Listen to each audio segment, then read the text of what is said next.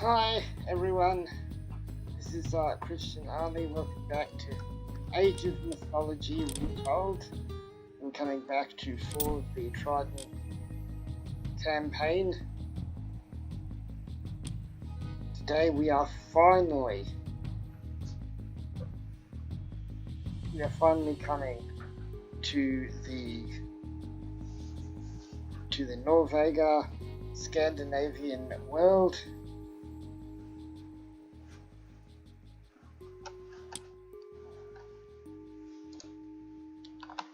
In North, the heroes have almost caught up to Gargarensis in the mysterious and frigid Northlands when a Cyclops lays a trap for them.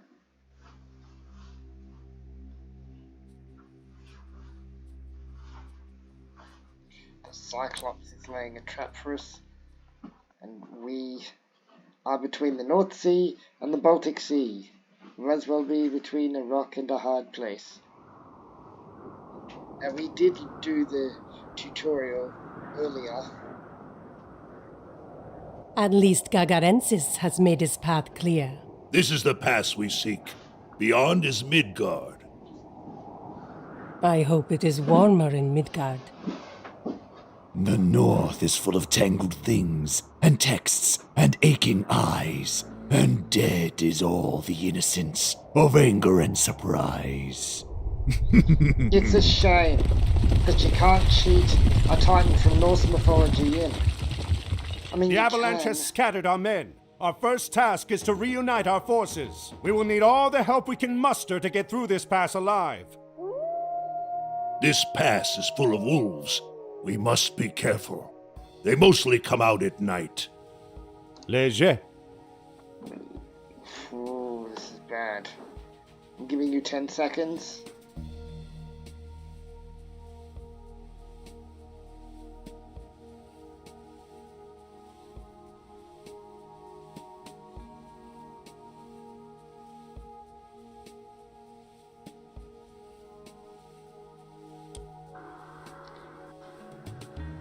Four, 3, 2, 1.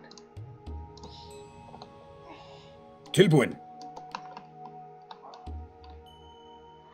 Oh, I'm gonna Skipan. Já, look at this guy first. Okay. Infantry, ranged soldier, counter infantry, only good against other infantry. Norse infantry are lightly armored but have a large attack. The throwing axeman is good against other infantry, but is weak against other types of units, especially ranged units. Despite the fact that he uses a ranged weapon and is also classed as a ranged unit, the throwing axeman is primarily an infantry unit and benefits from infantry upgrades. Little is known about how warriors fought using throwing axes, but at least one Germanic tribe, the Franks, derived their name from an axe that they reportedly threw in battle. It is possible that they threw one weapon just prior to joining in melee combat and switching to another. Throwing a weapon just prior to clashing could wound or disorient enemy troops just before the moment of contact, giving the throwers an initial and perhaps decisive advantage. tilbúin. Hver þar? Of course, Starkader Grandmarson, Hosir hero, Arkantos. So this guy's just going to be random, isn't he? Because I don't think that was his name before. The Norse Hosir is a hero that can be trained in large numbers. Hosirs are strong against myth units, but not cost-effective against other types of human soldiers. Because they move slowly and use a hand attack, Hosirs are less effective against ranged myth units than they are against myth units that fight hand-to-hand. The commanders of Viking raids were often not kings or jarls, but other chieftains of middle rank called Hosirs. These independent landowners were comparable to medieval knights in wealth and influence. A Hosir had access to better equipment than most of his warriors, such as mail armor and even ownership of his own longship and horse. So wait, you didn't own your own horse as a Viking? Rosheshe. Okay, Volume. this way. Já, Come with us. samþygt. Já. Já. Ég vil.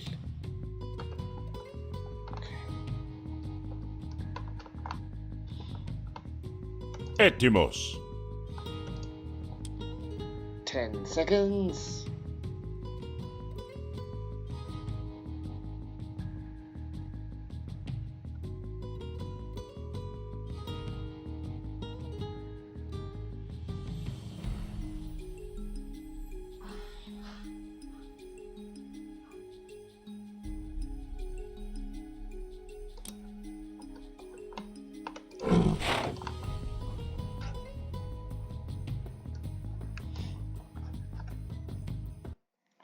I'm probably gonna regret this.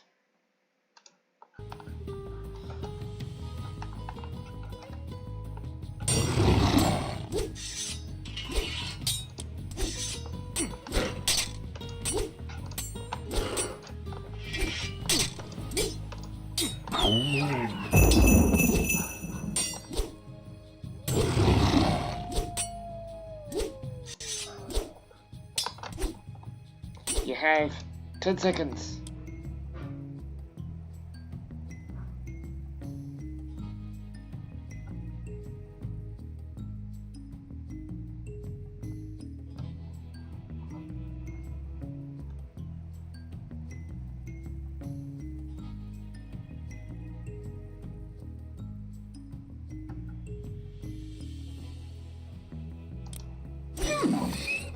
Prostagma.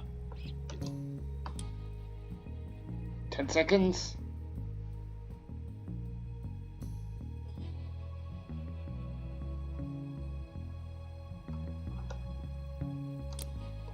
I know that timing all this isn't that great, but it's the best I can do under these circumstances. Oh, you know what? I'm gonna give us a nice gold mine right Skipan? here. Oh, a dwarf!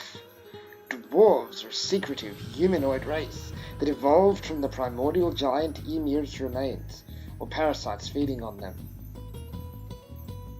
They live, well, that explains why they're so small. So they're like the maggots on emir's remains. They live in great caverns and mines beneath the earth, are expert craftsmen, particularly with metal, and are known for their insatiable greed. Dwarves are usually friendly towards the gods and hostile towards giants. Dwarves manufactured many of the greatest magical items in Norse mythology, such as Thor's hammer Mjolnir and Freyr's battle bow Gunnbursti, or golden hair. Hver þar? Gatherers. Those gatherers can only collect resources and build farms, houses and ox carts, use infantry to build buildings. Norse gatherers form the basis of your economy. Make sure that you have enough gatherers to generate a steady flow of resources, but remember that they are weak in combat and can only build farms, houses and ox carts. Norse infantry used to build and repair all other buildings. The lands of Scandinavia, like those of Greece, were not great for agriculture, and the growing season in the north is short.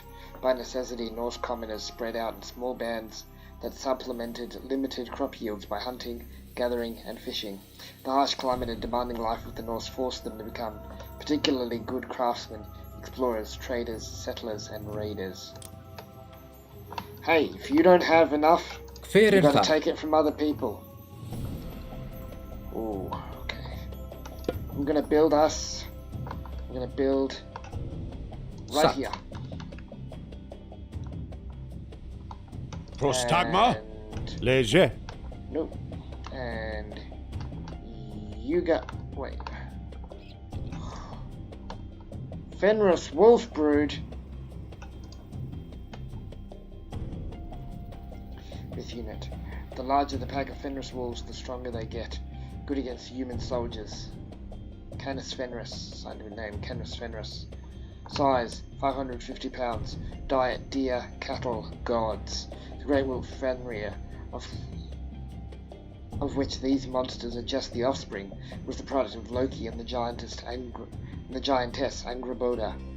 The gods raised the wolf in Asgard, but only Tyr had the courage to feed it. Unfortunately, the wolf kept growing until nothing could chain him down. Finally, the dwarves made a chain out of the roots of a mountain, the beard of a woman, the silence of a moving cat, the sinews of a bear, the spittle of a bird, and the breath of a fish, in order to trick Fenrir into being chained. Tyr offered him food, and in retribution, the wolf bit off his hand. Fenrir then began to howl until the gods stuck a sword in his mouth as a gag. At Ragnarok, Fenrir is fated to break his chains and kill Odin. So, you can get rid of Temples like this one are the source of the beasts in this pass. We Yeah, must bit. destroy them all. Okay. Oh, so. Yeah, then we'll claim a settlement. Uh-oh. Get it. Hver það? Oh no. Etimos. Esmakin. You can do it. Skipan? Oh, a heavy berserk. Norse infantry are lightly armoured but have a large attack. The powerful berserk excels against melee units but is weak against ranged units. Like other Norse infantry, berserks can construct buildings. Viking warriors who wore bearskins into battle were known as berserks, or berzerks. They're similar to Ulfhednard, wolfish warriors, in their renowned tendency to enter battle frenzy. Berserks fought on foot, armed mainly with axes and swords. They generally wore minimal armour, preferring freedom of movement to heavier protection, for their raging state caused them to be unaffected by most wounds. Get him! Ja. Sætið fram!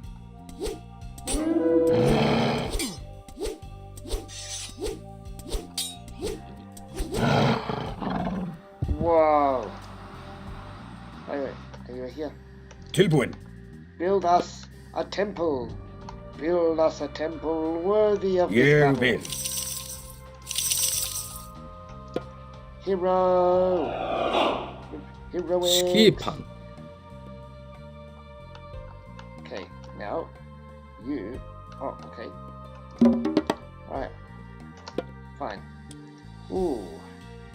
Which one? Ooh. That's pretty good.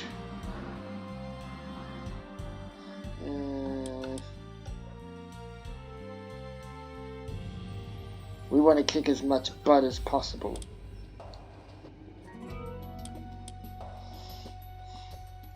Focus of love and sorcery, focus cavalry and heroes. We need to heal. We need to heal. A troll. Scientific name. Gigan's troll. Size about 9 feet tall. Diet rocks, roots, and humans. Trolls are dim-witted man-eating creatures that live in caverns beneath hills and mountains. They are allies of the giants and will fight against the gods during Ragnarok. Trolls are strong and have long lifespans, but are not known for their beauty. Trolls turn to stone if they are exposed to daylight. Some are known to steal women and children, and might leave a changeling in exchange for a kidnapped child. Some trolls had magical powers, particularly divination of the future.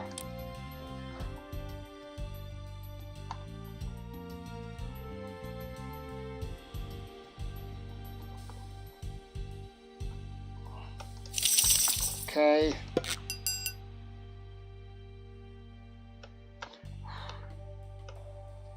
Oh, going from troll to cave troll.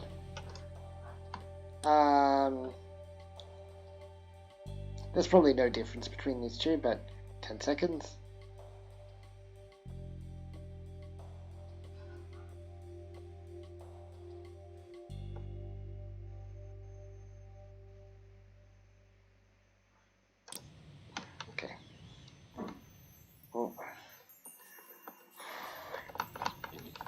we're gonna do. Yao. Raiding cavalry. Mounted warriors were especially suited for striking enemies quickly and without warning, often where most unexpected. Cavalry used as raiders were difficult to defend against because they could hit anywhere and disappear quickly. They were good for disrupting economies, looting or destroying goods and doing a lot of damage. They were not equipped with heavy armor and weapons because speed was their strength. They usually were not expected to fight in battle against enemy troops. Yao. Quick. Yao. Uh-oh. Oh. There are many gods here. Yao. Right. Let's see. Yo. You are gonna build us... Oh, a dwarven armory. Sat. Maybe we're wasting time here, but...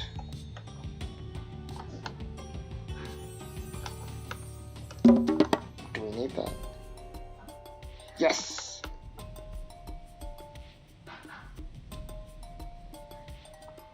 Etymos. Prostagleje. Rosheshe.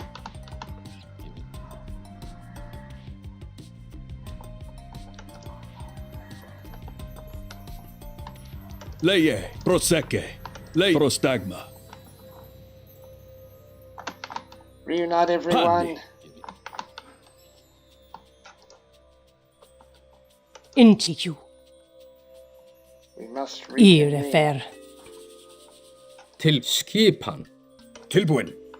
Everyone, back Ég together. vil. Tilbúin. Ég vil. Sat.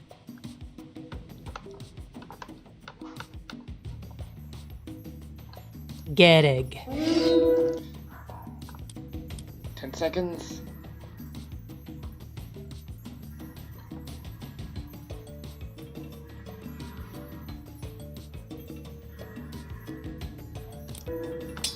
Yes. This is cool. Ak. Right. In fact, this is where our healing. Whoever comes to the spring shall be healed.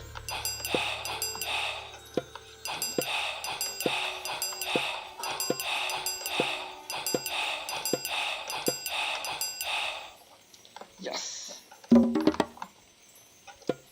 Next stage. We got dwarves. Cavalry. Targeting your enemy used to freeze them solid for a short period of time. Frozen units cannot move, but they are very hard to kill. All flaming weapons target anywhere on the map to cause the weapons of all your human soldiers and ships to burst into flame, increasing their attack for a short period of time. Yeah, I'm gonna go for rule of practical, unfortunately. I've got to inform you that we're just going for the practical stuff. Battle Boar. Scientific name, none. Artificial construct. Size, 800 pounds. Diet, fueled by peat and magic. Freyr, the brother of Freyja, had a chariot drawn by a boar that was not a living animal, but was forged by the dwarves Brock and Eitri. Gullenbirsti, golden mane, had glowing bristles that lit up the dark. He could run faster than any horse over sky and water. The dwarves manufactured the battle boar as a result of a wager with Loki over which family of dwarves could make the best gift for the Norse gods. Eitri placed a pig's hide in the forge, while Brock worked the bellows. Loki took the form of a fly to bite Brock and distract him from doing his work. Freyja also wrote a battle boar named Hildisvini. They don't tell you what that means. Alright, everyone. Gather together. Right here. We should really be doing attacks. In fact,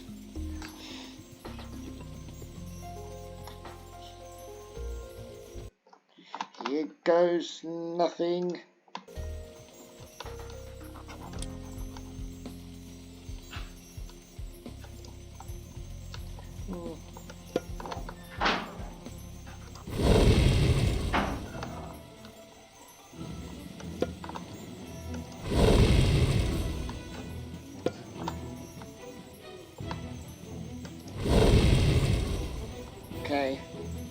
You know what?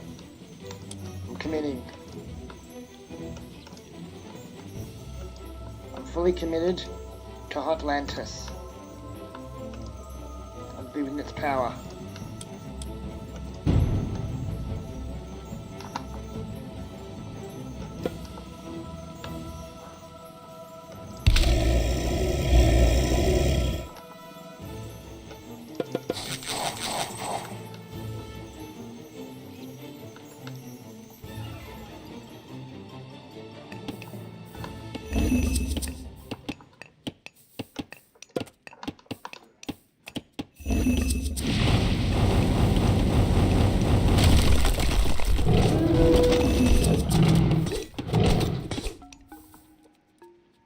Try these ones on for size, big boy.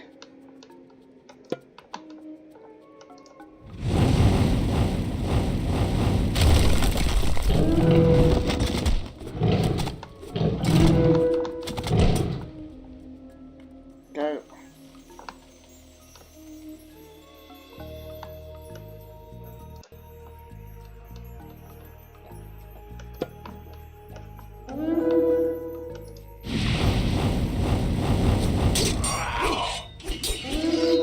Já. Ég vil. Get out of there. Já. Samþykkt. Já.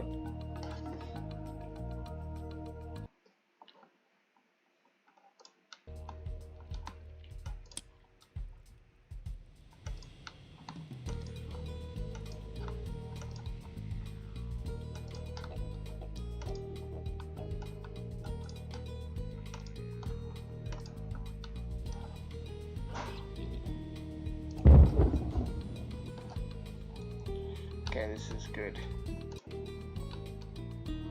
Ooh.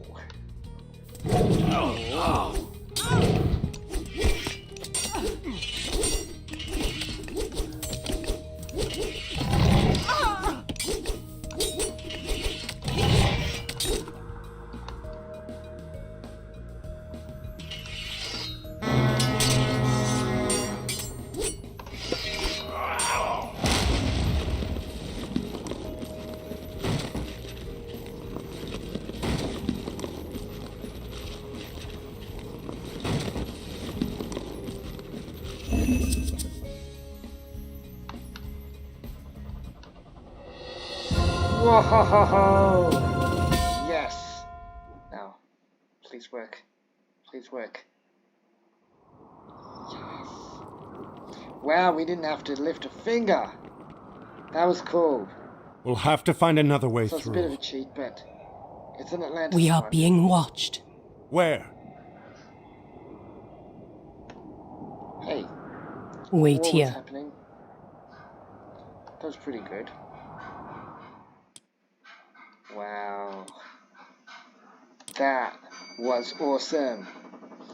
Okay, a bit of a quicker one today, but we did it all the way through. All the way through. No glitches at all. Boom! I'm back, baby! I'm back! At least for today. Well, thank you so much for watching, and hopefully that's going to work out better when we do the Dwarven Forge. Karen suggests the heroes take a shortcut to Midgard by liberating some dwarven mines from giants. Hey, dwarves know the way underground. It's like the underworld thing, you know? What did we do here? We went... Okay, before we came to Egypt, we went... Okay, it was... Bad news.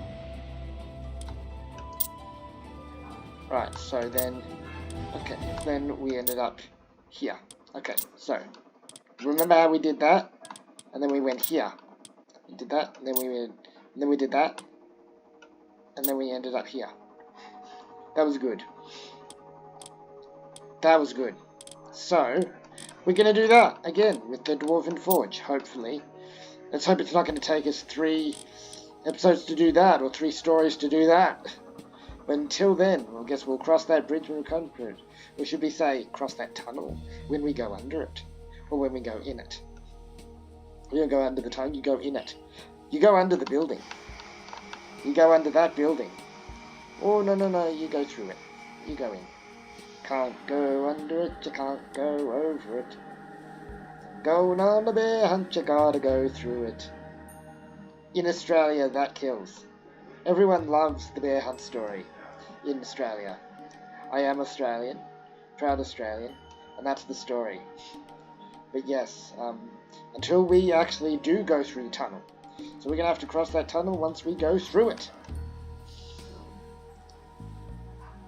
Until then, I've been Krishnali. This has been Bulgatron. It's part of the Age of Mythology Retold. It's been Age of Mythology Retold. Fall of the Trident campaign. We're at 69%. And yes, we are going through these other ones. I've been Krishna. This has been Age of Mythology Retold, Fall of the Trident campaign. Thank you so much for watching, guys, and I'll see you on the tubes. Bye, everyone.